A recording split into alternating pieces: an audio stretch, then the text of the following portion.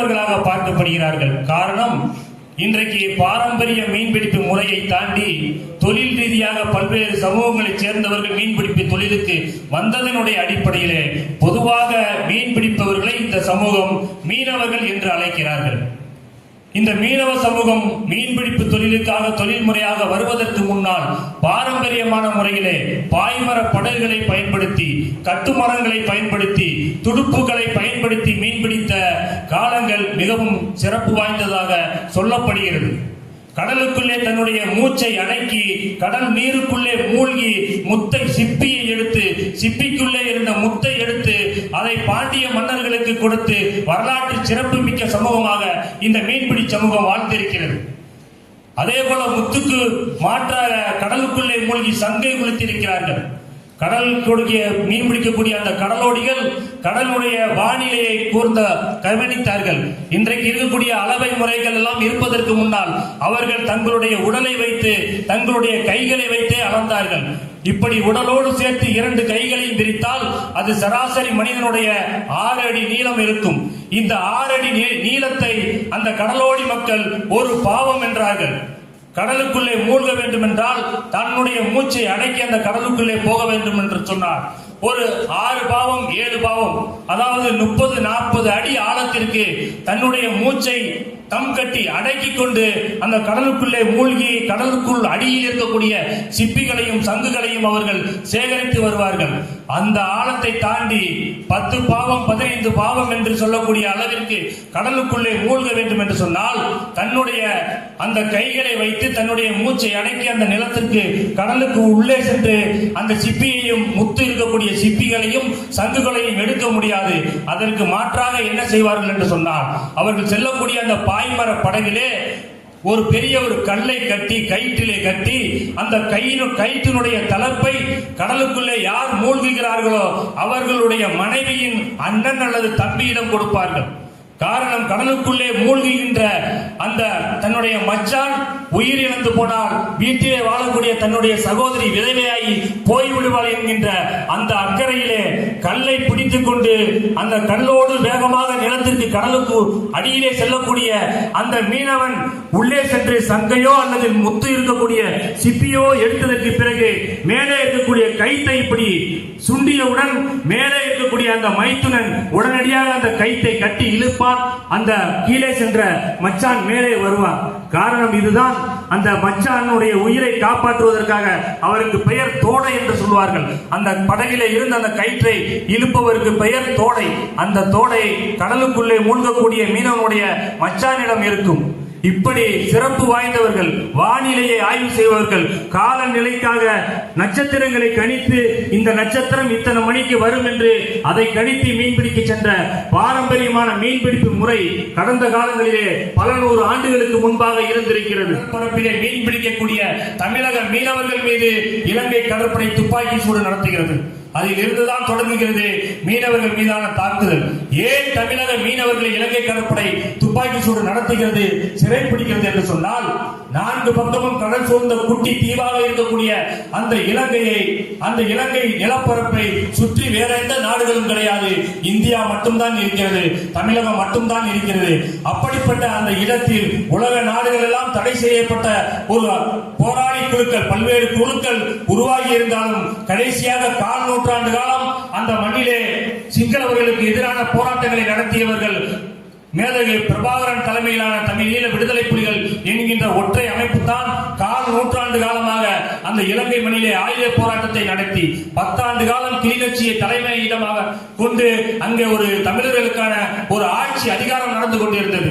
ஆக உலக நாடுகள் எல்லாம் தடை செய்யப்பட்ட ஒரு இயக்கம் 10 ஆண்டுகள் அங்கே ஆட்சி செய்கிறது என்றால் அவர்களுக்கு தேவையான ஆயுதங்கள், அவர்களுக்கு தேவையான எரிபொருட்கள், அவர்களுக்கு தேவையான சண்டை நடந்த பொழுது அங்கே காயப்பட்ட போராளிகளுக்கான மருந்துகள், இரத்தங்கள் என்று அத்தனை பொருட்களும் இந்த தமிழக கடல் பரப்பில் இருந்து தமிழக மீனவர்களால் தான் விடுதலை புலிகளுக்கு நாடுகளுக்கு செல்கிறது. எனவே தமிழக மீனவர்களை நாம் சிறைப்பிடிக்க வேண்டும், அவர்களை சுட்டுக் கொள்ள வேண்டும் என்கின்ற அந்த சிங்கள இனத்திற்கு ஏற்பட்ட ஒரு வெறியினுடைய அடையாளமாகத்தான் தமிழக கடல் பரப்பிலே மீன்பிடிக்கக்கூடிய ராமேஸ்வரம், புதுக்கோட்டை, நாகப்பட்டினம் இந்த பகுதியைச் சேர்ந்த மீனவர்கள் இலங்கை கடற்படையால் சிறைப்பிடிக்கப்படுகிறார்கள், சுட்டுக் கொல்லப்படுகிறார்கள், சொல்லொல்லா துயரங்களை அனுபவித்துக் கொண்டிருக்கின்றார்கள். இலங்கை கடற்படை ஒரு படகிலே ஏறினால் அங்கே மீன்பிடிக்கக்கூடிய அந்த மீனவர்களை அடித்து சித்திரவதை செய்வார்கள். ஒரே படகிலே செல்லக்கூடிய தந்தையமும் மகனையும் நிர்வாணப்படுத்தி ஓரின சேர்க்கையை செய்ய விடுவார்கள். மீனிலே இருக்கக்கூடிய திருக்கை மீன் என்று ஒரு மீன் இருக்கிறது. அந்த மீனுக்கு 2 பக்கம் முள் இருக்கும்.